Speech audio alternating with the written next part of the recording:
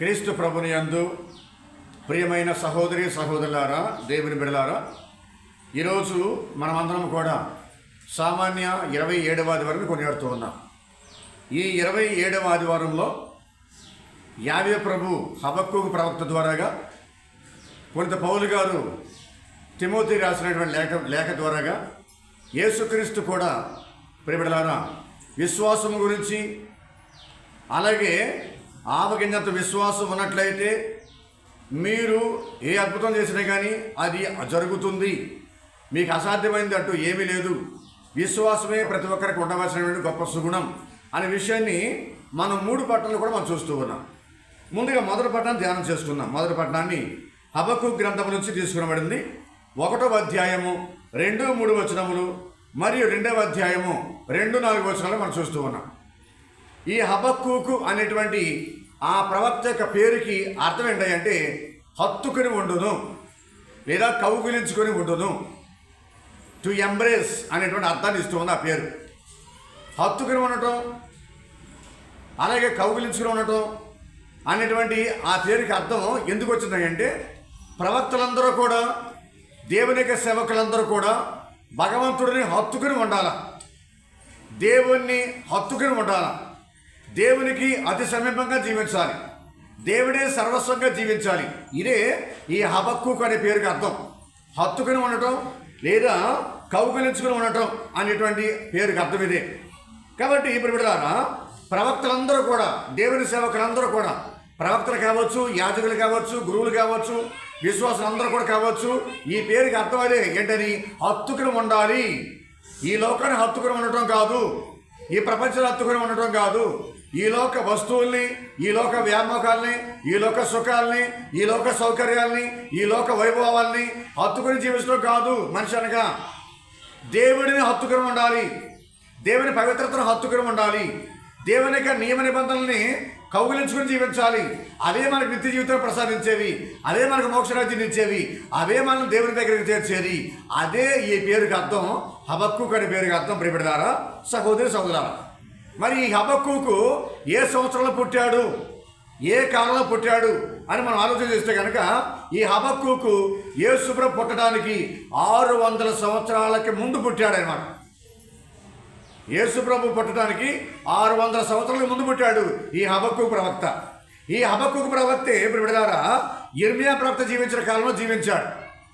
యిర్మీయా ప్రవక్తకి సమకాలీకుడు ఈ హబక్కూకు ప్రవక్త. మరి ముఖ్యంగా దానియేలు ప్రవక్తని సింహాల బోన్లో పడేసినప్పుడు, సింహాల గుహలో పడేసినప్పుడు దానియేలు ప్రవక్తకి చక్కగా పరిచర్య చేశాడని చెప్పని వాక్యం మనం వింటూ ఉన్నాం. హబక్కూకు ప్రవక్త ఒక ప్రఖ్యాత యిర్మీయా ప్రవక్తకి, అలాగే దానియేలు ప్రవక్తకి సమకాలీకుడు. ప్రియబిడ్డలారా, సహోదరి సహోదరులారా, దానియేలు ప్రవక్త బాబిలోను బానిసత్వంలో సింహాల గుహలో ఉన్నప్పుడు హబక్కూకు దేవుని సందేశం వచ్చింది. దేవతతో మాట్లాడుతుంది. హబక్కూకు, నీవు బాబిలోను బానిసత్వంలో సింహాల గుహ ఒకటి ఉంది, అక్కడికి వెళ్ళి దానియేలు ప్రవక్త ఆ సింహాల గుహలో ఉన్నాడు, అతనికి భోజనం పట్టుకెళ్ళు అని దూత చెప్పినప్పుడు హబక్కూకు అంటున్నాడు, ఆ బాబిలోను దేశం ఎక్కడ ఉందో, ఆ సింహాల గుహ ఎక్కడుందో నాకు తెలియదు అని అన్నప్పుడు, అప్పుడు భగవంతుడు దూత ద్వారాగా అతను పట్టుకుని బాబిలోనియా దేశానికి తీసుకెళ్ళాడు. హబక్కూకు, అయ్యా, నేను ఎల్లప్పుడూ బాబిలోనియాను చూడలేదు, ఆ సింహముల గుంట ఎచ్చట ఉన్నదో నాకు తెలియదు అని పలికాను. దేవదూత ప్రవక్త తల వెంట్రుకలు పట్టుకొని అతనిని వాయువేగముతో బాబిలోనియాకు కొనిపోయి సింహముల గుంట ప్రక్కన నిలిపాను. అప్పుడు హబక్కూకు, దానియేలు, నీవు దేవుని నుండి పంపిన ఈ భోజనము ఆరగించుము అని పలికాను. ఈ విధంగా ఈ దానియేలు ప్రవక్త సింహాల గుహలో ఉన్నప్పుడు హబక్కూకు ప్రవక్తని దేవుడు ఎన్నిక చేసుకుని ఆయన్ని బాబిలోనియా బానిసత్వంలో తీసుకెళ్ళిపోయి దానియేలు ప్రవక్తకు భోజనం పెట్టాడనే విషయాన్ని వాక్యాన్ని మనం గమనిస్తూ ఉన్నాం. ప్రియ సహోదరి సహోదరులు, కాబట్టి ఇక్కడ ఈ హబక్కూకు ప్రవక్త గ్రంథాన్ని మనం ధ్యానం చేసినట్లయితే కనుక అందులో ప్రధానమైన అంశాలు, 3 ముఖ్యమైన అంశాలు గమనిస్తూ ఉన్నాం. అందులో మొదటిది ఏంటంటే, స్వశక్తిని నమ్ముకొని గర్వము చేత, అహంకారం చేత, తిరుగుబాటుతనంతో జీవించే వారికి నాశనము తప్పదు. ఇది మొదటి విషయం. హబక్కూకు గ్రంథంలో ప్రధానమైన అంశం ఏంటంటే, ప్రియమిత్రులారా, సహోదరి సోదరులారా, స్వశక్తితో స్వశక్తితో, సొంత శక్తితో, సొంత బలముతో, సొంత జ్ఞానంతో విర్రవీగేవాడికి, ప్రగల్భాలు పలికేవాడికి, తలబిరుస్తలుగా జీవించేవాడికి నాశనం మాత్రం తప్పదు అనే విషయం అనేది మొదటిగా స్పష్టమవుతూ ఉంది. అది మొదటిది. రెండోదంటే అంటే గర్విష్ఠులు కాకుండా విశ్వాసులందరినీ కూడా దేవుడు అంగీకరిస్తాడు. గర్విష్ఠులు అంటే దేవుడికి ఇష్టం ఉండదు, గర్విష్ఠులు అంటే దేవుడికి నచ్చదు, గర్విష్ఠులు అంటే దేవుడికి అంగీకారం కాదు. కాబట్టి దేవుని విశ్వాసులు మాత్రమే ఆయన అంగీకరిస్తాడు. ఆ విశ్వాసులు అంటేనే దేవునికి ఇష్టము, నమ్మకస్తులు అంటేనే దేవునికి ఇష్టము. అది రెండో విషయం. మరి మూడో విషయం ఏంటంటే బిడ్డలారా, సహోదరులారా, కష్ట సమయంలో మన విశ్వాసం పరీక్షకు లోనైనప్పుడు దేవుని యొక్క శక్తి ప్రసాదించి ఆ దేవుడే తన శక్తి చేత మనందరినీ కూడా రక్షించేవాడు ఆయనే, ఆదరించేవాడు ఆయనే, మన ఆధారం ఆయనే, మన బలం ఆయనే, మన శక్తి ఆయనే. ఎప్పుడది కష్టాల సమయంలో, శ్రమల సమయంలో, క్రీస్తు కోసం, దేవుడి కోసం, ఆయన సందేశం కోసం బాధలు పడుతూ ఉన్నప్పుడు, ఇబ్బందులు పడుతూ ఉన్నప్పుడు, ఎవరో కూడా మనకు సహాయం చేయడం రానప్పుడు దేవుడే మనకు ఆధారము, దేవుడే మనకు సర్వస్వము, దేవుడే మనకు సమస్తము అనే విషయం కూడా ఈ హబక్కూకు గ్రంథంలో మనం చూస్తూ ఉన్న ప్రియ సహోదరి సహోదరులారా. మరి పాత నిబంధనలో చాలామంది ప్రవక్తలు ఉన్నారు. మేజర్ ప్రొఫెట్స్ ఉన్నారు, మైనర్ ప్రొఫెట్స్ ఉన్నారు, పెద్ద ప్రవక్తలు ఉన్నారు, చిన్న ప్రవక్తలు కూడా ఉన్నారు. అందరి ప్రవక్తల కన్నా విభిన్నమైనటువంటి విధముగా హబక్కూకు ప్రవక్త సువార్త ప్రకటించాడు, దేవుని యొక్క వాక్యాన్ని ప్రకటించాడు. ఏ విధంగా అంటే ప్రవక్తలందరూ కూడా ఇశ్రాయేలు ప్రజల తరపున, యోధా ప్రజల తరపున వాళ్ళు చేసిన పాపాలు, వాళ్ళు చేసిన దౌర్జన్యాలు, దుర్మార్గాలు, ఈ విధంగా అన్యాయాలు, అక్రమాలు ఇవన్నీ కూడా గమనించి యావే ప్రభునికి ఫిర్యాదు చేశారు. యావే ప్రభునికి ఫిర్యాదు చేసి వాళ్ళ పాపాలను దేవుడికి చెప్తూ ఉన్నాడు. దేవా, వీళ్ళు పాపాత్ములు, వీళ్ళు దుర్మార్గులు, వీళ్ళు అహంకారంతో జీవిస్తున్నారు, దౌర్జన్యం చేస్తూ ఉన్నారు అని దేవుడికి ఫిర్యాదు రూపంలో విన్నపాలు చేసేవాడు ప్రవక్తలందరూ కూడా. కానీ ఒక్క హబక్కూకు ప్రవక్త మాత్రమే ప్రత్యేకంగా దేవుడికి ప్రార్థన చేసేవాడు. హబక్కూకు గ్రంథంలో మనం గమనించే విషయం ఏంటంటే యావే ప్రభునికి న్యాయాన్ని ప్రశ్నిస్తూ ఉన్నాడు. దేవా, నీ న్యాయం ఎక్కడా? నీ ధర్మం ఎక్కడా? మీ సత్యం ఎక్కడా? మీ సమానత్వం ఎక్కడా?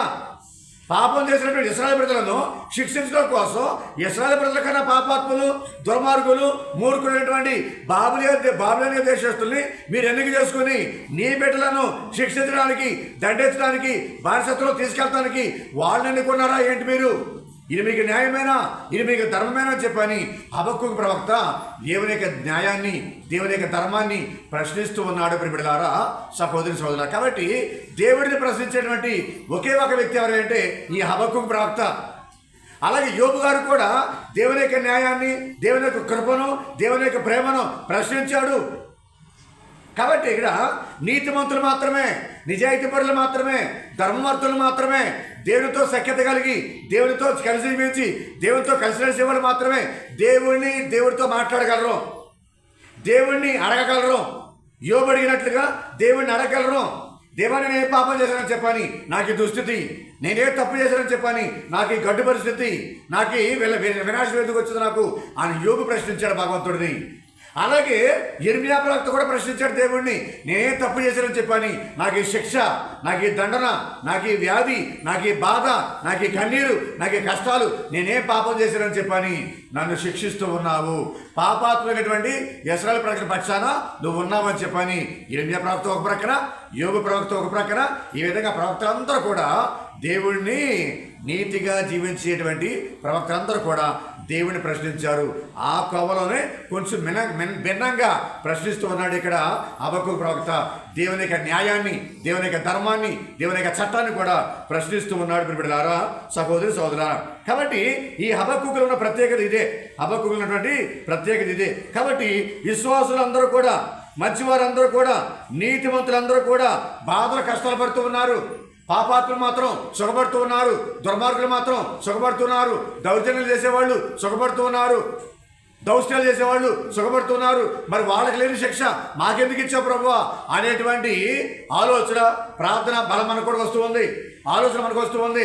నేను రెగ్యులర్గా గుడికి వస్తున్నాను, ప్రతిరోజు ప్రార్థన చేసుకుంటున్నాను, దివ్య పూజకు అటెండ్ అవుతున్నాను, నాకు లేని కష్టాలు, నాకు కష్టాలు ఇస్తున్నావు, బాధలు ఇస్తూ ఉన్నావు. మరి గుడికి రాకుండా, ప్రార్థన చేయకుండా, విశ్వాసం ఉండకుండా, దౌర్జన్యంతో, దొంగతనంతో, దూకుడుతనంతో మరి దేవా అల్లర్చల్లగా తిరిగే వాళ్ళకి ఏ కష్టాలు రావడం లేదు ఏంటి అనేటువంటి ప్రశ్న ఇక్కడ మనం గమనిస్తూ ఉన్నాం ప్రియ సహోదరి సహోదరులు. కాబట్టి ఇక్కడ చదవండి ఒకసారి హబక్కు గ్రంథం తీసుకోండి. ఒకసారి హబక్కు గ్రంథమే తీసుకుంటే మనకు అర్థమవుద్ది. ఏంటది? 1వ అధ్యాయము తీసుకోండి. హబక్కు గ్రంథము 1వ అధ్యాయం చదవండి.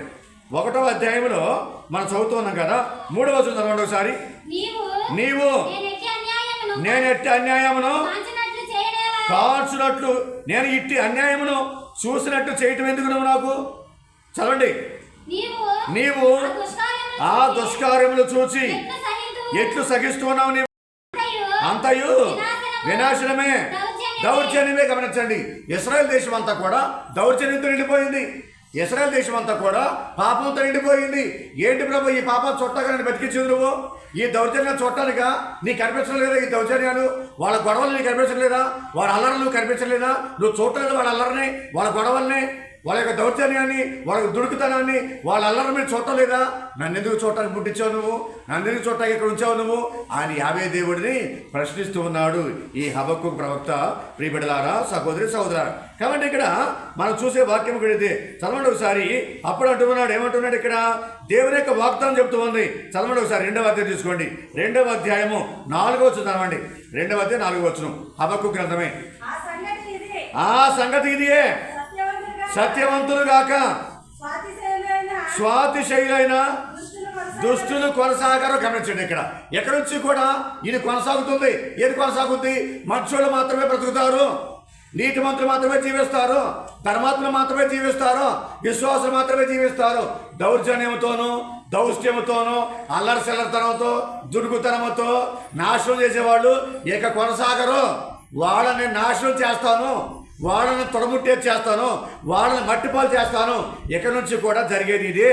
ఇది రాసి పెట్టుకో హబక్కూకు అని చెప్పని దేవుడు హబక్కూకు చేసిన ప్రార్థనకు బదులుగా సమాధానం ఇస్తూ ఉన్నాడు. ప్రియబిడ్డలారా, సహోదరి సహోదరులారా, కాబట్టి ఇక్కడ దేవుని వాగ్దానం నెరవేరుతూ ఉంది. గర్విష్ఠులు కావచ్చు, అహంకారులు కావచ్చు, దుర్మార్గులు కావచ్చు, దుష్టులు కావచ్చు, స్వాతిశైలు కావచ్చు, నాకెంత ఉంది, నాకు అంత ఉందని చెప్పని నేను గొప్ప అని గొప్పలు చెప్పుకునేవారు స్వాతిశైలు. ఏంటది? స్వాతిశైలు అందరూ కూడా కాలగర్భంలో కలిసిపోతారు. ఇక వాళ్ళకి మనుగడ ఉండదు, వాడి జీవితం అంతమైపోతుంది. నీతిమంతులు మాత్రమే బ్రతుకుతారు, విశ్వాసులు మాత్రమే బ్రతుకుతారు. అది నా నిర్ణయం అని చెప్పని హబక్కూకు ప్రవక్తకి యావే ప్రభు చెబుతున్నాడు. ప్రియబిడ్డలారా, సహోదరి సహోదరులారా, ఇది మొదటి పట్ల మనం చూసే విషయం. ఏంటది? విశ్వాసంతో జీవించాలి, భయభక్తులతో జీవించాలి, నమ్మకపాత్రులుగా జీవించాలి. దేవుడు ఇప్పుడు కూడా విశ్వాసులను, నమ్మకస్తులను, నీతి న్యాయంతో జీవించే వారిని, భయభక్తులతో జీవించే వారిని దీవిస్తాడు, ఆశీర్వదిస్తాడు. అనే విషయం మనకు స్పష్టమవుతుంది. ఇప్పుడు 2వ పట్టణంలోకి వస్తూ ఉన్నాం. 2వ పట్టణంలో పునీత పౌలు గారు తిమోతి ప్రజలకు రాసిన లేఖలో, తిమోతికి రాసిన లేఖలో మనం చూస్తూ ఉన్నాం. 1వ అధ్యాయము 6వ వచనం నుంచి 8వ వచనం వరకు, 13వ వచనం 14వ వచనం మనం చూస్తూ ఉన్నాం. ఈ 2వ పట్టణాన్ని పునీత పౌలు గారు రోమ నగరంలో 2వసారి జైల్లో పెట్టినప్పుడు ఉత్తరం రాస్తూ ఉన్నాడు. తన శిష్యుడు, మిత్రుడు, కుమారుడు అయినటువంటి తిమోతికి ఉత్తరం రాస్తున్నాడు. తిమోతికి ఉత్తరం రాస్తున్నాడు. ఏ విధంగా ఉత్తరం రాస్తున్నాడంటే, అప్పుడు జరిగే సంఘటన ఏంటంటే 62వ సంవత్సరంలో యేసు ప్రభు మరణించి పునరుత్తరమై మోక్షరోహణమై వెళ్ళిపోయిన తర్వాత పవిత్రాత్మ సర్వేశ్వరుడు పెంతెకోస్తు పండుగ రోజున దిగి వచ్చిన తర్వాత 62వ సంవత్సరంలో పునీత పౌలు గారిని రోమ నగరంలో జైల్లో పెట్టారు. ఎందుకని జైల్లో పెట్టారంటే దానికి బలమైన కారణం ఉంటుంది. ఏంటది? ఆ కాలంలోనే నీరో చక్రవర్తి ఇటలీ దేశాన్ని పరిపాలిస్తూ ఉన్నాడు. నీరో చక్రవర్తి ఇటలీ దేశంలో పరిపాలిస్తూ ఉన్నాడు. మహాదుర్మార్గుడు, మహాపాత్ముడు. యేసుప్రభు అంటే గిట్టదు, యేసుప్రభు అంటే పగాప్రతికారులు ఎక్కువ. కాబట్టి ఇటలీ దేశంలో క్రైస్తవులు పెరిగిపోతున్నారు, ఇశ్రాయేల్ దేశంలో, పాలస్తీనా దేశంలో. కాబట్టి క్రైస్తవులు మొత్తాన్ని కూడా నాశనం చేయాలా, చంపేసేయాలని చెప్పని ఈ నీరో చక్రవర్తి కొన్ని కుటుంబాలకి, కొన్ని గ్రామాలకి నిప్పట్టించేసి నాకేమీ తెలీదు, నేనేమి ఎరగను అనే విధముగా అక్కడే తన యొక్క ఆ చక్రవర్తి మందిరం ఉంటే, ప్రియబిడ్డలారా, నీరో చక్రవర్తి ఏం చేశాడు? ఇదిగో ఈ గ్రామాలు తగలబడిపోవడానికి, ఈ విప్లవం రావడానికి, ఈ నష్టం రావడానికి క్రైస్తవులే కారణం. మన దేశంలోకి ఒక కొత్త మతం వచ్చింది. ఆ కొత్త మతమే శిలువ మీద చంపబడినటువంటి యేసుక్రీస్తు ఏర్పాటు చేసిన మతం అది. ఆ యేసుక్రీస్తు, ఆ శాపగ్రస్తుడు మరణించాడు. అయినా కానీ ఆ శాపగ్రస్తుడు దేవుడిగా పూజిస్తున్నారు ఈ ఇశ్రాయేలు ప్రజలందరూ కూడా. కాబట్టి ఈ క్రైస్తవుల వల్లనే ఈ విప్లవం అనేది వచ్చింది. ఈ ఏదండి దగ్గించేటువంటి అగ్ని వచ్చింది, ఈ నగరాలు కాలిపోవడానికి కారణం వాళ్ళే, ఈ అగ్ని ప్రమాదం కారణం వాళ్ళే అని చెప్పి క్రైస్తవులను చాలామందిని కూడా జైల్లో బంధించాడు నీరో చక్రవర్తి. వాళ్ళతో పాటు ప్రిమిడిలారా పౌలు గారు కూడా జైల్లో వెచ్చిపడ్డాడు. ఇది రెండోసారి జైల్లో వేయటం పౌలు గారిని. అప్పుడు పౌలు గారు జైల్లో ఉండి ఉత్తరం రాస్తూ ఉన్నాడు. ఏమైనా ఉత్తరం రాస్తున్నాడు? ఇదిగో ప్రియమైనటువంటి నా శిష్యుడా తిమోతి, నేను కష్టాల్లో ఉన్నప్పుడు, బాధలో ఉన్నప్పుడు, శ్రమలో ఉన్నప్పుడు నా విశ్వాసం ఏ విధంగా ఉందో గమనించు. నా విశ్వాసాన్ని నేను వదులుకోవాలా. కష్టాలు వస్తాయి, బాధలు వస్తాయి, ఇబ్బందులు వస్తాయి, శ్రమలు వస్తాయి, శోధనలు వస్తాయి, చివరికి మన ప్రాణాలకు కూడా వదిలిపెట్టాల్సి వస్తుంది. కాబట్టి ఈ కష్టాల సమయంలోనే, ఈ బాధల సమయంలోనే, వ్యాధి హింసల సమయంలోనే నీవు గట్టిగా ఉండు, దృఢంగా ఉండు, జాగ్రత్త, విశ్వాసం వదిలిపెట్టొద్దు అనేటువంటి ప్రోత్సాహకరమైన మాటల్ని పౌలు గారు తిమోతికి 2వ లేఖలో రాస్తూ ఉన్నాడు. ప్రియ సహోదరి సహోదరులు, కాబట్టి నా జీవితాన్ని మీరు ఆదర్శంగా తీసుకోండి. నేను ఎలా ఉన్నానో ఆదర్శంగా తీసుకోండి. కష్టాలు వచ్చినా కానీ, ఇబ్బందులు వచ్చినా కానీ, ప్రాణం పోయినా కానీ యేసయ్యను మాత్రం వదిలిపెట్టొద్దు.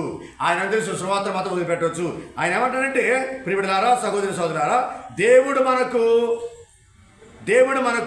ధైర్యంతో కూడినటువంటి ఆత్మ సర్వేశ్వరుడు ఇచ్చాడు తప్ప పెరిగితనంతో కూడినటువంటి ఆత్మ మనకి ఇవ్వలేదు. కాబట్టి దేవుడు మనకు ప్రసాదించిన పవిత్ర ఆత్మ ధైర్యాన్నిచ్చే ఆత్మది, శక్తినిచ్చే ఆత్మది, బలమిచ్చే ఆత్మది, ముందుకు నడిపించే ఆత్మది. పెరిగితనంతో కూడుకునే ఆత్మ కాదు మనం పొందుకుంది. కాబట్టి ఆ ధైర్యం ఇచ్చే ఆత్మను నమ్ముకుని జీవించమనంటూ ఉన్నాడు. తర్వాత మళ్ళీ ఏమంటున్నాడు? కాబట్టి ఆ ఆత్మ సర్వేశ్వరుడు నమ్ముకోండి. ఆత్మ సర్వేశ్వరుడు మన ముందుకు నడిపిస్తాడు, మనకు ధైర్యాన్ని ఇస్తాడు, మనకు శక్తిని ఇస్తాడు. నాకు ఇచ్చిన ధైర్యాన్ని, నాకు ఇచ్చిన శక్తిని, నాకు ఇచ్చినటువంటి ప్రేరణ మీకు కూడా ఇస్తాడు. జాగ్రత్త, వదిలిపెట్టొద్దు యేసు ప్రభువుని, వదిలిపెట్టొద్దు సువార్తని అంటూ ఉన్నాడు. కాబట్టి మూడోది అంటే సువార్త కొరకు నువ్వు సిగ్గుపడొద్దు. సువార్త ప్రకటించు. ప్రాణం ఉన్నంత వరకు కూడా సువార్త ప్రకటించు. ఆ సువార్తని వేణుండా చాటింపు చేయి. అనేక గ్రామాలకు తిరగండి, సువార్త పరిచయం చేయండి అని చెప్పని పౌలు గారు తిమోతికి ప్రోత్సాహకరమైన మాటలు అందిస్తూ ఉన్నాడు. ప్రియబిడ్డలారా, సహోదరి సోదరు, కాబట్టి ఇక్కడ శ్రమల కాలంలో విశ్వాసమును నిలుపుకోవాలి, పోరాడాలి. సైతానుతో పోరాడాలా, ఈ లోకంతో పోరాడాలా, శత్రువుతో పోరాడాలా. ఈ విధంగా విశ్వాసం నిలుపుకుంటూ ఉండాలి, ధైర్యంగా ఉండాలి, ఆత్మ సర్వేశ్వరుడు పొందుకోవాలి. కష్టాలు వచ్చిన కొద్దిగా, బాధలు వచ్చిన కొద్దిగా, హింసలు వచ్చిన కొద్దిగా, శత్రులు పెరుగుతున్న కొద్దిగా మనలో శక్తి పెరగాలి, బలం పెరగాలి, కమిట్మెంట్ పెరగాలి, కన్విక్షన్ పెరగాలి అని చెప్పని ఇప్పుడు పౌలు గారు మనకందరూ కూడా తెలియజేస్తున్నాడు. ప్రియబిడ్డలారా, సహోదరి సోదరులు, గట్టి చెప్పండి హల్లెలూయా, హల్లెలూయా, హల్లెలూయా, హల్లెలూయా. కాబట్టి ఇది 2వ పట్టణంలో తిమోతికి రాసిన లేఖలో 2వ లేఖలో పౌలు గారు చెప్పే సందేశం. మనం నమ్ముకున్న విశ్వాసం, మనం పొందుకున్న విశ్వాసం, మనం స్వీకరించిన క్రీస్తు భగవంతుడు పొందుకున్న పవిత్రాత్మ సర్వేశ్వరుని నమ్ముకుని జీవించాలి, అమ్ముకుని జీవించకూడదు. చాలామంది కూడా మతాన్ని నమ్మటం లేదు, అమ్ముకున్నారు. చాలామంది కూడా మతాన్ని స్వీకరించడం లేదు, మతాన్ని తాకట్టు పెడుతూ ఉన్నాం చాలామంది కూడా. కాబట్టి మతాన్ని ఆధారంగా చేసుకొని, మతాన్ని మనం అవకాశం తీసుకొని సంపాదించుకున్నాం, డబ్బుల్ని ప్రోగు చేసుకుంటున్నాం, కుబేరులు అవుతున్నాం, కోటీశ్వరులు అవుతున్నాం, లక్షాధికారులు అవుతున్నాం. అలా అవమానం చెప్పని యేసుప్రభు చెప్పాలా? ఏమంటున్నాడు ఆయన? మీరు జాలి కానీ, జోలి కానీ, డబ్బులు సంచి కానీ, చేతి కర్ర కానీ, చెప్పులు కానీ వేసుకెళ్ళొద్దు. మీరు తిరగండి, మీరు సువార్త పరిచయం చేయండి. పనివాడు జీతములకు అర్హుడు. కాబట్టి ఆ జీతం ఏంటి? పరలోక రాజ్యమే. ఆ జీతం ఏంటి? పరలోక రాజ్యమే. ఆ పరలోక రాజ్యం పొందుకోవడానికి ప్రయత్నం చేయమని యేసుప్రభు చెప్పాడు తప్ప మతాన్ని అడ్డం పెట్టుకొని, విశ్వాసాన్ని అడ్డం పెట్టుకొని, ఈ మతమైనటువంటి యేసుప్రభు యొక్క ఆ మార్గాన్ని అడ్డం పెట్టుకొని మనం బాగుపడతాను కాదు, క్రీస్తు కోసం చనిపోవటానికి కూడా, క్రీస్తు సందేశం కోసం చనిపోవటానికి కూడా మనం వెనకడుగు వేయకుండా ముందుకు వేయాలి. పిరికి వాళ్ళం కాకుండా ధైర్యవంతులమై జీవించాలి. ఇది అనుకూల సమయము, ఇది రక్షణ సమయం. కాబట్టి ఆ విధంగా మన క్రీస్తు ప్రభువుని విశ్వసించాలి, నమ్ముకోవాలి. ఆయన సందేశం కోసం ఎంతవరకైనా త్యాగం చేయాలి, పోరాడాలి, పోరాట పట్టుకుని చూపించాలి. క్రీస్తు ప్రభుతో కలిసి మనం ఈ లోకాన్ని జయించాలి. అది 2వ పట్ల మనం ఇటువంటి సందేశం. మరి ఇప్పుడు సువిశేషంలోకి వస్తూ ఉన్నాను. సువిశేషంలో నేను ఇప్పుడు చదివిన సువిశేషమే ఏంటో లోకాసు వార్త తీసుకోండి ఒకసారి. లోకాసు వార్త 17వ అధ్యాయము 5వ వచనం నుంచి 10వ వచనం వరకు. లోకాసు వార్త 17వ అధ్యాయము 5వ వచనం నుంచి 10వ వచనం వరకు యేసుప్రభు మాట్లాడుతూ ఉన్నాడు. ఏమంటున్నారు? శిష్యులందరూ కూడా యేసుప్రభు దగ్గరికి వచ్చి, ప్రభువా మాకు విశ్వాసాన్ని పెంపొందించండి. గట్టి చెప్పండి హల్లెలూయా, హల్లెలూయా, హల్లెలూయా, హల్లెలూయా. శిష్యులు ప్రభువుతో మా విశ్వాసమును పెంపొందించుము అని కోరిని. ఆగండి అక్కడ. మా విశ్వాసం పెంపొందించండి. Increase our faith. విశ్వాసం మాకు తక్కువగా ఉంది. కాబట్టి మాకు కొంచెం విశ్వాసాన్ని పెంపొందించండి, మాకు పెంచండి.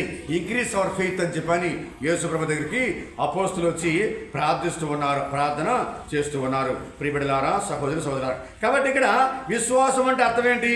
What is the meaning of faith? విశ్వాసం అంటే అర్థం ఏంటి అంటే, ప్రియబిడ్డలారా, సహోదరులారా, పునీత తెరీసా ఆఫ్ అవీలా గారు, పునీతురాలు, ఒక చక్రం అంటూ ఉన్నారు. విశ్వాసం అంటే ఏంటంటే, నేను ప్రభువుని నమ్ముకున్నా, నా దేవుడే నాకు సమస్తం, నా దేవుడే నాకు సర్వస్వం, ఆయన తప్ప నాకు ఇంకెవరో కూడా లేరు. ఈ లోకంలో ఎన్ని బాధలు వచ్చినా కానీ, ఎన్ని ఇబ్బందులు వచ్చినా కానీ, ఎన్ని సమస్యలు వచ్చినా కానీ, కష్టమైన నష్టమైన బాధ అయినా వ్యాధి అయినా కానీ, సర్వస్వం కూడా నా ప్రభువే. నా అందానికి యజమాని ప్రభువే, నా తెలివికి యజమాని నా ప్రభువే, నా శక్తికి యజమాని నా ప్రభువే, నా బలములకు యజమాని నా ప్రభువే, నా హృదయశీనుడు యేసు ప్రభువే.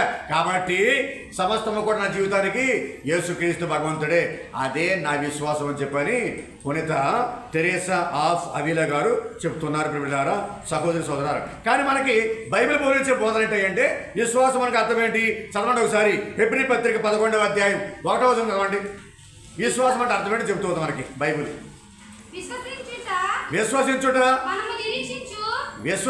ఏమనగా, మనము నిరీక్షించు విషయములందు నిస్సందేహముగా ఉండుట, మనము చూడజాలని విషయములను గురించి నిశ్చలముగా ఉండుట. గట్టి చెప్పండి. హల్లెలూయా, హల్లెలూయా, హల్లెలూయా, హల్లెలూయా.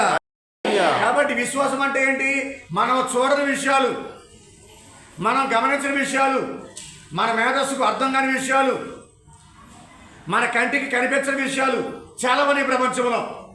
కాబట్టి వాటిని దృఢముగా, నిశ్చలముగా, గట్టిగా నమ్ముకోవటమే. భగవంతుడు కావచ్చు, పరలోక రాజ్యం కావచ్చు, పునీతులు కావచ్చు, పరలోక రాజ్యం వైభవం కావచ్చు, మహిమ కావచ్చు, ఏదైనా కావచ్చు, మనం చూడని విషయాలు, మన కంటికి కనిపించిన విషయాలు దృఢముగా ఉండి, నిశ్చలంగా ఉండి, తొలికేసడానికి విశ్వాసంతో జీవించడం విశ్వాసం అని చెప్పి పునీత తెరీసా ఆఫ్ అవీలా గారు అంటూ ఉన్నారు. నేను నా ప్రభువుని నమ్ముకున్నాను, నా ప్రభు మీద విశ్వాసం వచ్చాను, ఆయన మీద నాకు ఎంత నమ్మకం ఉంది, ఆయనే నా భగవంతుడు, ఆయనే నా రక్షకుడు అని చెప్పని తెరీసా ఆఫ్ అవీలా పునీతురాలు గారు ఒక చక్రం అని అంటున్నారు. ఆయనే నా సమస్తము, ఆయన నా జీవితము, ఆయనే నాకు సర్వస్వం అని చెప్పని పునీత అవీలా గారు అంటూ ఉన్నారు. కాబట్టి ఆ యేసు ప్రభుని నమ్ముకున్నాను, భగవంతుడిని నమ్ముకున్నాను, ఆయన నాకు సంతోషం, ఆయన నాకు ఆనందం, నా ఈ హృదయము, నా మనసు, నా దేహము, నా అందము, నా జ్ఞానము సమస్తము కూడా ఆ భగవంతుడికి సంబంధించిందే. నేను పూర్తిగా భగవంతుడికి అంకితమయ్యాను. ఆయన నాకు లాభం చేకూర్చినా, నష్టం చేకూర్చినా, ఆయన వ్యాధినిచ్చినా, ఆరోగ్యాన్నిచ్చినా, ఏదేమైనా కానీ నా జీవితం మొత్తం కూడా నా ప్రభువునికి సంబంధించింది అని విశ్వాసం అంటే అర్థాన్ని పునీత తెరీసా ఆఫ్ అవీలా గారు అంటున్నారు. కాబట్టి విశ్వాసం అంటే అది. ప్రభువుని నమ్ముకోవటం అంటే పితరికి మాత్రమే పరిమితం కాదది, మాటలు మాత్రమే పరిమితం కాదది. విశ్వాసం అంటే మన జీవితం మొత్తాన్ని కూడా ప్రభువునికి అర్పణం చేయటం, మన జీవితం మొత్తాన్ని కూడా ప్రభువుని పాదాల చెంత పెట్టడం, ఒక లివింగ్ సాక్రిఫైస్ లాగా, ఒక సజీవమైన బలియాగం లాగా మన జీవితాన్ని ఆయన పాదాల చెంతలో పెట్టి, ఇదిగో ప్రభు నా జీవితం నీకు అర్పితం, నీకు అంకితం, నేను నిన్ను నమ్ముకున్నాను, నీ అందు నాకు నమ్మకం ఉంది, విశ్వాసం ఉందని చెప్పని ప్రకటించడమే విశ్వాసం. ప్రియమిత్రులారా, సహోదరులారా, కాబట్టి ఎల్లప్పుడూ కూడా మనం ఆశించే వాటిని నమ్మటమే, మనము చూడని వాటిని దృఢముగా నమ్ముకోవటమే, అటువంటి వాటిని నిజమైనటువంటి ఉనికిని గ్రహించడమే. భగవంతుని గురించి మనం ఎప్పుడు కూడా అనుమానం లేకుండా, సందేహం లేకుండా, దేవుని రాజ్యం గురించి, పరలోక రాజ్యం గురించి, దేవదూతల గురించి, పునీతుల గురించి, సన్మనస్సు గురించి, మన మేధస్సుకు అంతుపడిన విషయాలు చాలా అంటే చాలా ఉన్నాయి. కాబట్టి వాటిని నిస్సందేహంగా నమ్ముకోవటమే ఇది విశ్వాసం అంటే. ప్రియబిడ్డలారా, సహోదరులారా, దీనికి బలమైన ఉదాహరణ, శక్తివంతమైన ఉదాహరణ ఎవరంటే అబ్రహాము కూడా దేవుడు వాగ్దానం చేసినటువంటి విషయాల్ని ఆయన మేధస్సుకు అర్థం కాకపోయినా కానీ, ఆయన జ్ఞానానికి అర్థం కాకపోయినా కానీ, ఆయన విశ్వాసానికి అంతుపట్టకపోయినా కానీ భగవంతుడిని అబ్రహాము నమ్ముకున్నాడు, పూర్తిగా విశ్వసించాడు. కాబట్టి విశ్వాసానికి పెట్టిన పేరు అబ్రహాము. అలాగే నూతన నిబంధనలో రక్తస్రావ స్త్రీ ఉంది కదా, ఆ 12 సంవత్సరాలుగా రక్తస్రావంతో బాధపడే స్త్రీ, ఆమె అనుకుంది ఆమె విశ్వాసం మొలకెత్తింది, విశ్వాసం పెరిగింది, విశ్వాసం పెద్ద వృక్షంగా తయారైపోయింది.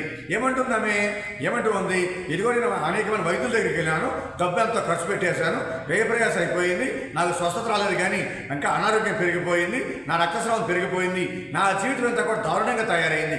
కాబట్టి ఇంటి దగ్గర ఉన్నప్పుడే ఈ రక్తస్రావంతో బాధపడే స్త్రీ నమ్ముకుంది యేసుప్రభుని.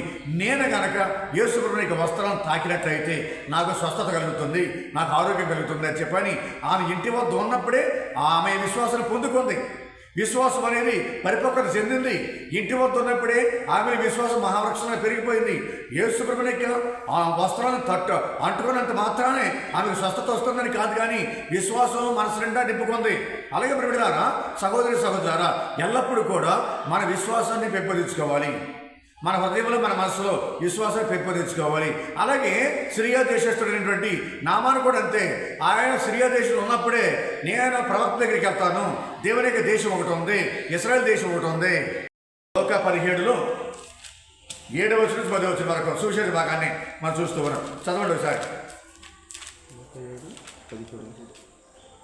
లోక సువార్త 17వ అధ్యాయము 7వ వచనం నుంచి 10వ వచనం వరకు.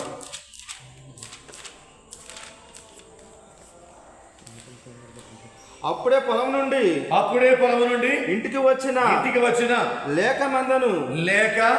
మందను మేపి వచ్చిన సేవకునితో మీలో ఎవడైనా కానీ వెంటనే వచ్చి భోజనము చేయము అని చెప్పునా. ఆగండి అక్కడ. ఇక్కడ యేసుప్రభు అంటూ ఉన్నారు. ఇంకొక విషయం యేసుప్రభు మన ముందు పెడుతూ ఉన్నారు ఈరోజు ఆదివారం వాక్య పరిచర్యలో. ఏంటది విషయం? సేవకుడి గురించి. అంటే ఏంటి?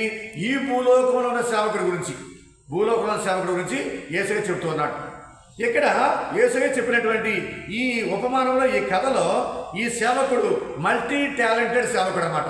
మల్టీ టాలెంటెడ్ సేవకుడు అంటే అన్ని పనులు కూడా జాగ్రత్తగా చేయగలిగేటువంటి సేవకుడు. కర్తవ్య నిర్వహణలో భద్రంగా, చక్కగా, నిజాయితీగా, నిస్వార్థంగా కర్తవ్యాన్ని 100% నిజాయితీగా చేయగలిగే వ్యక్తులు అన్నమాట. ఇక్కడ ఏమన్నాడు ఇక్కడ యేసుప్రభు? ప్రియమైన 17వ వచనం మనం చూస్తున్నాం. ఏంటది? ఈ సేవకుడు పొలంలో పని చేయడానికి కూడా సామర్థ్యం గలవాడు. రెండవది, గొర్రెల మందల కాపలా కాయటంలో కూడా సమర్థుడు. మరి మూడోది ఏంటంటే వంట పని చేయటంలో కూడా సమర్థుడు. నాలుగోది ఏంటంటే వంటలు చేయటంలో కూడా సమర్థుడు. అంటే పొలంలో పనిచేసేవాడు, గొర్రెల మందలు కాసేవాడు, వంట వండేవాడు, వంట వండిన తర్వాత యజమానికి వడ్డించేవాడు. వడ్డన, catering, cooking and catering, working in the field and shepherding the flock. ఇవన్నీ కూడా యేసుప్రభు చెప్పినటువంటి ఈ కథలో, ఈ ఉపమానంలో ఈ 4 నైపుణ్యాలు కలిగిన వ్యక్తిని యేసయ్య ఇక్కడ మన ముందు పెడుతూ ఉన్నాడు. కాబట్టి ప్రియమైన యజమానిని మనం గమనిస్తూ ఉన్నాం. పొలంలో పనిచేసి గొర్రెల మందలను కాసి ఇంటికి వచ్చినటువంటి ఆ సేవకుడికి, ఆ పనివాడిని యజమానుడు అనడం ఏమని? తొందరగా వచ్చి నువ్వు భోంచేయి అని మాత్రం అనడం. దానికి బదులు ఏమంటాడు? నువ్వు త్వరగా వెళ్ళి వంట వండటానికి కావాల్సినటువంటి ఆ పై వస్త్రాన్ని కట్టుకో, ఆ ఏప్రిల్ కట్టుకో, ఆ పై వస్త్రాన్ని కట్టుకొని త్వరగా వంట నాకు తయారు చేయి, వంట తయారు చేసి నాకు వడ్డించి నేను భోంచేసిన తర్వాత నువ్వు కూడా భోంచేయి అని యజమాని అంటాడు తప్ప, అతను రాగానే, పనివాడు రాగానే, సేవకుడు రాగానే రా తొందరగా వచ్చి భోంచేయి అని ఎప్పుడు కూడా యజమానుడు అన్నాడు అనే విషయాన్ని ఇక్కడ మనం స్పష్టంగా తెలుసుకుంటూ ఉన్నాం. ప్రియ బిడ్డలారా, సహోదరి సోదరులారా, ఇక్కడ ఈ లోక యజమానికి అలాగే పరలోక యజమానికి మనకి రెండింటికి కూడా సంబంధాలు అసలు ఏమీ లేవు. ఈ లోక యజమాని, పరలోక యజమాని మన యేసుక్రీస్తు, మన తండ్రి దేవుడు, వీళ్ళిద్దరి మధ్యన భేదాభిప్రాయాలు చాలా ఉన్నాయి. మొదటిగా ఈ లోక యజమాని, ఈ లోకంలో ఉన్నటువంటి మాస్టర్, ఈ లోకంలో ఉన్నటువంటి యజమాని ఏం చేస్తాడంటే ప్రియమైన యజమాని తిన్న తర్వాతే ఈ సేవకుడు తినాలి, అది మొదటిది. యజమానుడు తిన్న తర్వాతే సేవకుడు తినాలి, అది మొదటిది. రెండవది, సేవకుడు భోజనం తయారు చేయాలి, భోజనం తయారు చేసి వడ్డించాలా ఈ సేవకుడు యజమానికి, అది రెండవది. మరి మూడోది ఏంటంటే యజమాని ఈ సేవకుడిని ఎప్పుడు కూడా మెచ్చుకోడు, ఎప్పుడు కూడా పొగడాడు, ఎప్పుడు కూడా గణపరచడు. యజమాని సేవకుడిని మెచ్చుకోడు, కృతజ్ఞత చెప్పడు. తర్వాత తేడా ఏంటంటే కుటుంబంలో ఈ సేవకుడికి సభ్యత్వము లేదు.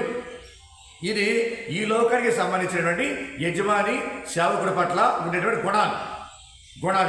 మరి పరలోక యజమాని మన తండ్రి దేవుడు, మన యేసుక్రీస్తు, ఆయనకున్న లక్షణాలు ఏంటంటే ప్రియమైన సహోదరి సోదరారా, దేవుడే మనకు యజమాని కాబట్టి, ఈ లోక మొత్తానికి దేవుడే మనకు మాస్టర్ కాబట్టి, గురువు కాబట్టి, యజమాని కాబట్టి ఆయనలో లక్షణాలు ఏంటంటే ఈ లోక యజమానికి ఉన్న లక్షణాలకి పూర్తి విరుద్ధంగా ఉన్నాయి. ఏ విధంగా?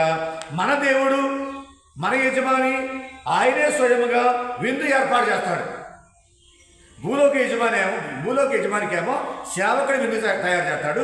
మరి పరలోక యజమాని ఏమో ఆయనే మనకి విందు తయారు చేస్తాడు. చదవండి ఒకసారి మత్తయి సువార్త 22వ అధ్యాయం 2వ వచనం చదవండి. పరలోక రాజ్యము ఇట్లున్నది, ఒక రాజు తన కుమారుని పెండ్లికి విందును సిద్ధపరిచి ఆహ్వానించబడిన వారందరినీ కూడా ఆహ్వానిస్తూ ఉన్నాడు. రండి రండి రండి, నేను విందు తయారు చేశా. కాబట్టి ఇక్కడ రాజు ఎవరంటే దేవుడే, ఇక్కడ రాజు ఎవరంటే యేసుక్రీస్తే. కాబట్టి మన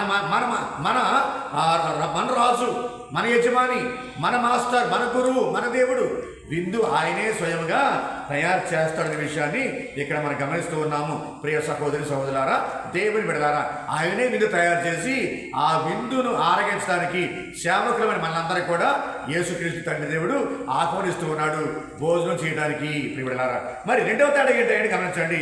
ఆ దేవుడే, మన దేవుడు, మన యేసుక్రీస్తే ఆయనే భోజనం వడ్డిస్తాడు. ఈ లోక సేవకుడేమో ఆయనే భోజనం వండుతాడు, ఆయనే భోజనం వడ్డిస్తాడు యజమానికి. కానీ మన యజమాని ఆయనే భోజనం వండుతాడు, ఆయనే భోజనం తయారు చేస్తాడు, ఆయనే భోజనం వడ్డిస్తాడు. చదవండి ఒకసారి యోహాను సువార్త 21వ అధ్యాయము 9వ వచనం చదవండి. వారు ఒడ్డునకు వచ్చినప్పుడు అక్కడ బొగ్గుల మంటను దానిపై ఉన్న చేపను రొట్టెను చూచిరి. గమనించండి, ఇక్కడ యేసు ఉత్తానమైన తర్వాత ఈ శిష్యులందరూ కూడా గల్లియ సముద్రం మీద చేపలు పడతానికి వెళ్ళారు. వేకువజామునే తెరతెర వారక ముందే ప్రియులారా ఉత్తానికి పిలుస్తూ ఆ సముద్రం ఒడ్డులోకి వచ్చారు. వస్తే వాళ్ళంతా పిలుస్తూ ఉన్నారు, బిడ్డలారా మీ దగ్గర తింటాకేమైనా ఉన్నాయని అడిగితే మా దగ్గర ఏమీ లేవని చెప్పి అన్నారు. అప్పుడు యేసుప్రభువు అన్నారు, ఇదిగో నేను చెప్పిన చోట వల వేయండి అని చెప్పంటే అప్పుడు వల వేయగా ఆ వల పిలుగులన్నీ చేపలు, వల చిరిగిపోయిన చేపలు పడినాయి. అప్పుడు కొన్ని 150 పెద్ద పెద్ద చేపల్ని ఒడ్డుకి లాక్కొచ్చేటప్పటికి అప్పుడు వాళ్ళే ఒడ్డు పక్కన ఉన్నటువంటి ఆ ఇసుక మీద నిప్పుల పొయ్యిని బొగ్గుల మంటలు చూశారు. ఆ బొగ్గు మంటలో రొట్టెలు చూశారు, చేప ముక్కలు చూశారు. అంటే అర్థమేంటి? మన గురువు గారే, మన మాస్టరే, మన యజమాని, మన దేవుడు, మన మెస్సయ్య భోజనం తయారు చేశాడు. అక్కడ భోజనం వడ్డించడానికి రెడీగా వచ్చాడు, భోజనం రెడీ చేశాడు, భోజనం సిద్ధపరిచాడు, వడ్డించడానికి రెడీగా ఉన్నాడు. అలాగే యమ్మా మార్గంలో యమ్మావు దారిలో 2 శిష్యులకు దర్శనమిచ్చి చేరవలసిన స్థలానికి వెళ్ళిపోయి ఆయన భోజనానికి కూర్చొని రొట్టెను తీసుకుని దాన్ని త్రుంచి స్తుతించి 2 ముక్కలుగా చేసి అభిషేకించి చెరొక ముక్క ఆ 2 శిష్యులకి అందించాడు. అంటే అర్థమేంటి? వడ్డిస్తున్నాడు భోజనాన్ని సేవకులకి, తన శిష్యులకు, తన పనివారికి. బిడ్డలారా, కాబట్టి ఇదే తేడా. ఈ లోక యజమానికును పరలోక యజమానికి మధ్య తేడా ఇదే. మరి మూడవ తేడా ఏంటంటే బిడ్డలారా, దేవుడు మెచ్చుకుంటాడు. మన యజమాని, మన యేసుక్రీస్తు, మన యజమాని మెచ్చుకుంటాడు తన సేవకుల్ని, ప్రోత్సహిస్తాడు, తన సేవకుల్ని మెచ్చుకుంటాడు, ఆనందిస్తాడు, సంతోషిస్తాడు. ఏ విధంగా చదవండి ఒకసారి మత్తయి సువార్త 25వ అధ్యాయము 21వ వచనం చదవండి. అప్పుడు ఆ యజమానుడు వానితో మంచిది నీవు ఉత్తముడవు నమ్మిన బంటువు స్వల్ప విషయములందు శ్రద్ధ వహించితివి కనుక అనేక విషయములను నీకు అప్పగింతును నీ యజమానుని ఆనందములో నీవు పాలు పంచుకొనుము అనెను. ఆయన గమనించండి సహోదరా, యజమానుడు మెచ్చుకుంటున్నాడు. మన యజమాని యేసుక్రీస్తు తండ్రి దేవుడు మనం చేసేటువంటి సువార్త పరిచర్యను చూసి నిష్కల్మషమైనటువంటి కార్యదక్షతో చేసేటువంటి committed service, dedicated service, sincere service, selfless service, ఆ సేవను చూసి మన దేవుడు, మన యేసుక్రీస్తు, మన యజమాని మనల్ని మెచ్చుకుంటాడనే విషయం అనేది ఇక్కడ స్పష్టమవుతోంది. ప్రియబిడ్డలారా, సహోదరులారా, కాబట్టి ఇక్కడ ఎల్లప్పుడూ కూడా మన విశ్వాసంతో, నమ్మకంతో జీవిస్తున్నట్లయితే మన యజమాని మనందరూ కూడా మెచ్చుకుంటాడనే విషయం అనేది ఇక్కడ స్పష్టమవుతుంది. అలాగే మన యజమానుడు మనకి బహుమతులు ఇస్తున్నాడు, మనకు బహుమతి కూడా ఇస్తాడు. మన సేవను మెచ్చి, మన పనితనాన్ని మెచ్చి, మన సెల్ఫ్లెస్ సర్వీస్ని మెచ్చి ఆయన మనకు దీవెనలు ఇస్తాడు, బహుమతులు ఇస్తాడు, ఆశీర్వాదం ఇస్తాడు, కృప వెంబడి కృప ఇస్తాడు దేవుడు మనకి. అది ఎక్కడ చదవండి ఒకసారి. బహుమతి ఇస్తాడు మన దేవుడు. కానీ ఈ భూలోక యజమాని మాత్రం ఏ బహుమతి ఇవ్వడో, ఏ కృతజ్ఞత చెప్పడో, ఎప్పుడు కూడా మెచ్చుకోడు.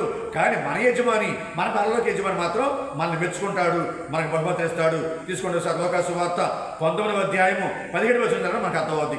అందుకు అతడు ఆ సేవకునితో మంచిది నీవు నమ్మిన బంటువు స్వల్ప విషయములందు శ్రద్ధ వహించితివి కనుక నిన్ను అన్ని పట్టణములకు అధిపతిని చేసేదను ఆయన గమనించింది. ఇక్కడ బహుమతి అంటే ఇదే.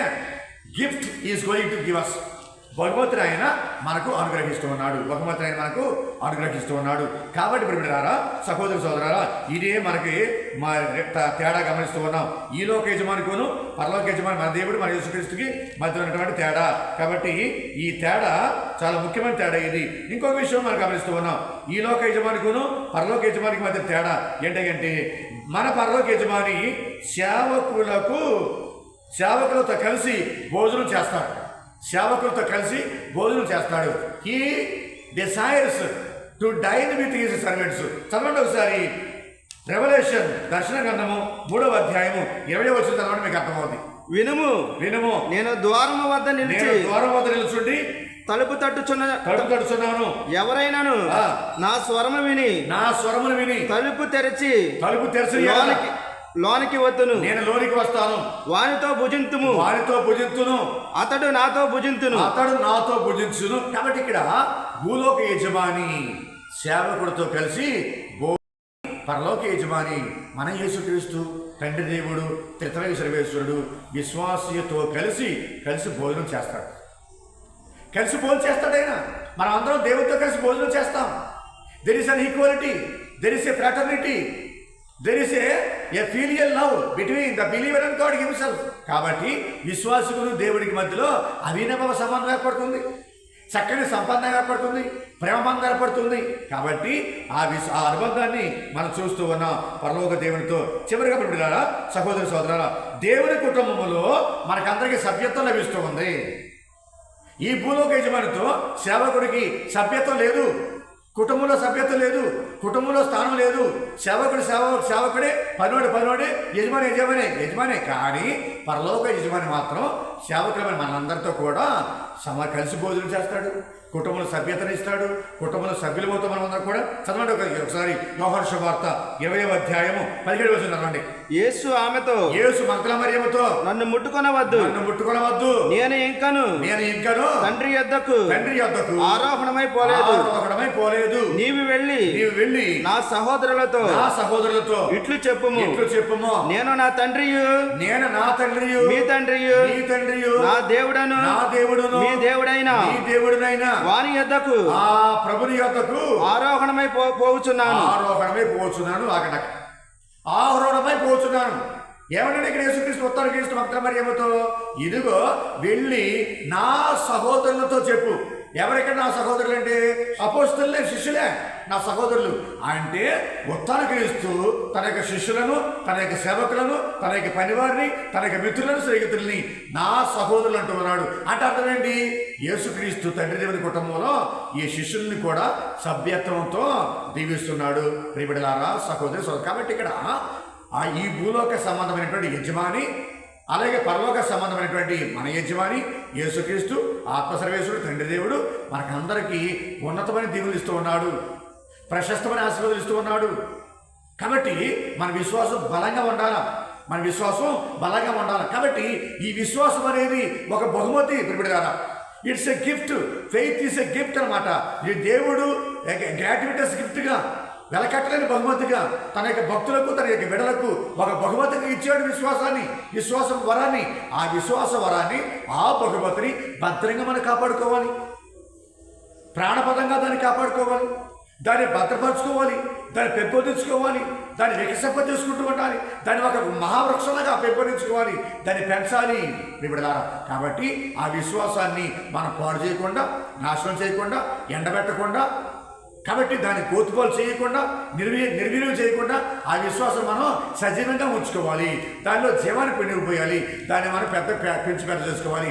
ఆ బహుమతిని మనం ఎల్లప్పుడూ కూడా భద్రంగా కాపాడుకుంటూ ఉండాలి.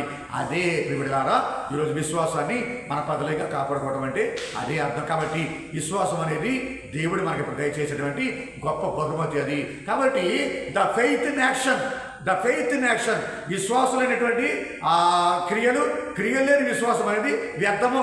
యాకోబు మనం చూస్తూ ఉన్నాం. కాబట్టి విశ్వాసులైనటువంటి క్రియలు వ్యర్థము దండగా. కాబట్టి మనకు విశ్వాసం ఉన్నప్పుడు, నమ్మకం ఉన్నప్పుడు, దేవుని పట్ల అపారమైనటువంటి దృఢమైన విశ్వాసం అనుకుంటే మనం మంచి పనులు చేసుకుంటూ ఉంటాం, ప్రేషిత కార్యాలు చేస్తూ ఉంటాం, నూతనీకరణ వైపు నడుస్తూ ఉంటాం, అన్ని మేలుకరమైన పనులు చేస్తూ ఉంటాం, దేవునికి సంబంధించిన కార్యాలు చేస్తూ ఉంటాం.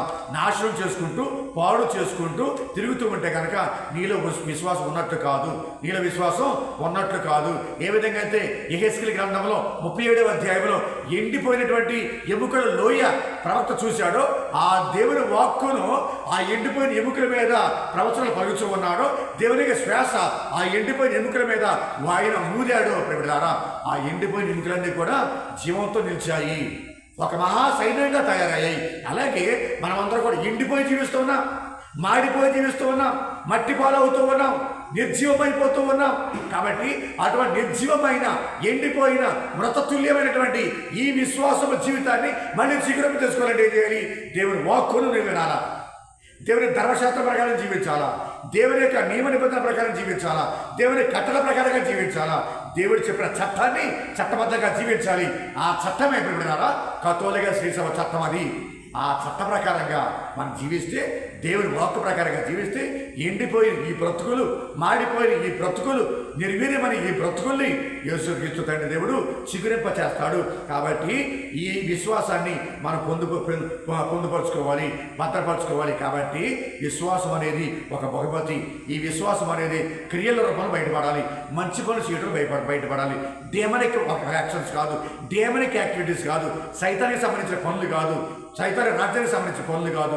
ఏ విధంగా అయితే యేసు ప్రభు తను జీవించినంతకాలం కూడా మంచి పనులు చేసుకుంటూ వెళ్ళిపోయారో, దేవుని యొక్క సువార్త ప్రకటిస్తూ వెళ్ళిపోయారు. He proclaimed the good news, శుభవార్త ప్రకటించాడు ఆయన. మనం మాత్రం పనిగట్టుకొని చెడు వార్తలనే ప్రచారం చేస్తూ ఉన్నాం, చెడునే వ్యాపకం చేస్తూ ఉన్నాం, చెడునే పరిగట్టుకుని ప్రచారం చేస్తూ ఉన్నాం.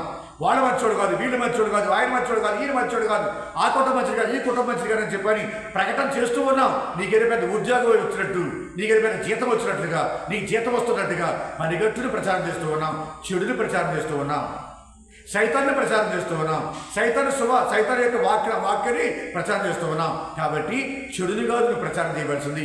You are suppose to be called as the good news. కాబట్టి you are called to be the heralds of good news. క్రీస్తు యొక్క శుభ సందేశాన్ని అందించడానికి దేవుడిని ఎన్నుకున్నాడు.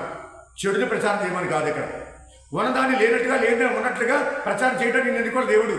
నిన్ను జీవింపజేసేది చెడుని ప్రచారం చేయమని కాదు, ఇక్కడ మంచిని చెడుగా చూపించి అభూత కల్పనలు లేనిపోయినటువంటి ప్రకటించమని దేవుడిని ఎన్నుకోవాలి. కాబట్టి మంచిని ప్రకటించడం అనేది విశ్వాసం నుంచి వస్తూ ఉంది. కాబట్టి నువ్వు మంచి మాటలు మాట్లాడుతున్నావా, మంచిని ప్రకటిస్తూ ఉన్నావా, ప్రేషిత కార్యాలు చేస్తూ ఉన్నావా, మంచి కార్యాలు చేస్తూ ఉన్నావా, సంఘానికి మేలుకరంగా, కుటుంబానికి మేలుకరంగా, విచారణకి మేలుకరంగా, దేవునికి మహిమకరంగా, శ్రీసభకు మహిమకరంగా నువ్వు పనులు చేస్తూ ఉంటే నీలో మంచి విశ్వాసం ఉందని, ఆవగింజంత విశ్వాసం నీలో ఉందని ఇది బండ గుర్తు. ఇది అర్థం చేసుకుంటే మన జీవితాలు బాగుపడతాయి. లేదంటే కనుక ఈరోజు హబక్కూకు రాసిన గ్రంథంలో 2వ అధ్యాయం 3వ వచనం చివరి భాగంలో అంతా నాశనం అయిపోతుంది ఉంది. ఇక అటువంటి వారు స్వార్థం కోసం, స్వలాభం కోసం, అసూయ కోసం చేసేటువంటి వారందరూ కూడా ఇక జీవితంలో కొనసాగరు అనే విషయాన్ని హబక్కూకు ప్రవక్త ద్వారాగా యావే ప్రభు వాగ్దానం చేస్తున్నాడు. కాబట్టి ప్రియమిత్రులారా, సహోదరి సహోదరులారా, ఎల్లప్పుడూ కూడా దేవుడిచ్చిన విశ్వాసపు బహుమతిని మనం భద్రంగా కాపాడుకుంటాము. ఆ విశ్వాసాన్ని ఎరగనివ్వాలి, పెద్దవనివ్వాలి, మహావృక్షంగా వ్యాపించాలి. ఎల్లప్పుడూ కూడా అది మెచ్యూరిటీకి రావాలి, పరిపక్వత చెందాలి, విశ్వాస వికాసం జరగాలి మన జీవితంలో. అలా జరిగితే కనుక మనం చేసే పనులన్నీ కూడా మంచి పనులుగా తయారవుతాయి.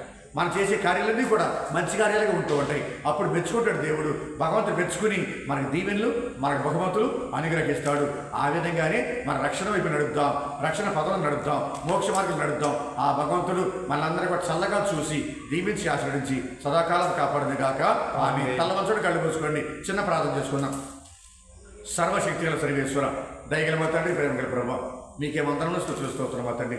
ఇదిగో దేవా, ఈనాటి 3 పట్టణాల ద్వారాగా మీరు మాకు అందించేది విశ్వాస వికాసం జరగాలి. అందరూ కూడా విశ్వాసంలో పరిపక్వత సాధించాలి. కాబట్టి ఆ విశ్వాసాన్ని మాకు దయచేయండి ప్రభా. ఇంక్రీజ్ అవర్ ఫెయిత్ తండ్రి. మా ప్రభువా, మా విశ్వాసాన్ని పెంపొందించండి. మీ కుమారుడు యేసు ప్రభుని తన శిష్యులు అడిగినట్లుగా వాళ్ళ విశ్వాసాన్ని పెంపొందించండి, నమ్మకాన్ని పెంపొందించండి, అవిశ్వాసం తీసివేయండి, సందేహాన్ని తీసివేయండి, అపనమ్మకాన్ని తీసివేయండి. కాబట్టి ఇటువంటివన్నీ కూడా దూరం చేసి, ఈ డీమనకి ఫెయిత్ మన నుంచి దూరం చేసి, నిరుపయోగమైనటువంటి, నిష్ప్రయోజనమైనటువంటి, మృతతుల్యమైనటువంటి విశ్వాసం మన నుంచి తీసివేసి సజీవమైన విశ్వాసం మనకు దయచేయండి. రక్షణ పొందే విశ్వాసం మనకు దయచేయండి. అటువంటి విశ్వాసం మేమందరూ కూడా స్థిరపడి వరకు దీవించి ఆశ్రయించడం ప్రార్థిస్తూ ఉన్నాం. అలాగే దగ్గర తండ్రి, ఈ వాక్యం ద్వారాగా ఎంతోమంది రక్షణ పొందే విధంగా, విశ్వాసాన్ని పెంపొందించుకునే విధంగా దీవించి ఆశ్రయించమని, ఎల్లప్పుడూ కూడా మీ విశ్వాసాన్ని మాకు దయచేసి పరిపూర్ణంగా, పరిపూర్తిగా ఆ విశ్వాసం ద్వారా కానీ మా జీవితాల్ని దేవా మేలుకరమైన, దీవెనకరమైనటువంటి సాక్ష్యం ఇచ్చే జీవితాలు మనం మార్చడం వేడుకుంటూ ఉన్నాం.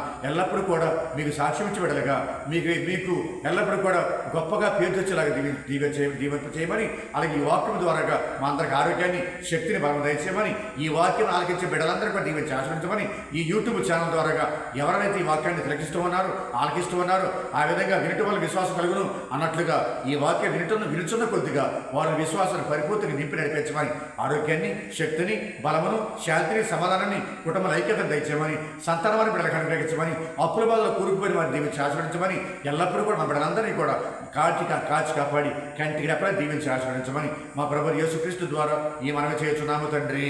ఆమేన్.